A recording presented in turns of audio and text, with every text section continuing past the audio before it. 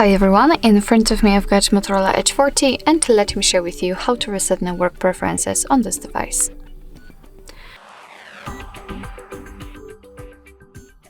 So first of all, let's enter the settings and then let's scroll down to the very bottom to find system.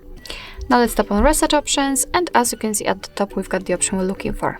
Here your device is listing all of the things which will be reset, so the Wi-Fi, mobile data and Bluetooth, whole connection.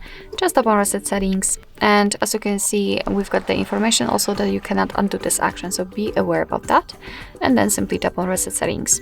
As you can see we've got the information that the network settings have been reset successfully. Alright, so that will be all. Thank you so much for watching. I hope that this video was helpful, and if it was, please hit the subscribe button and leave the thumbs up.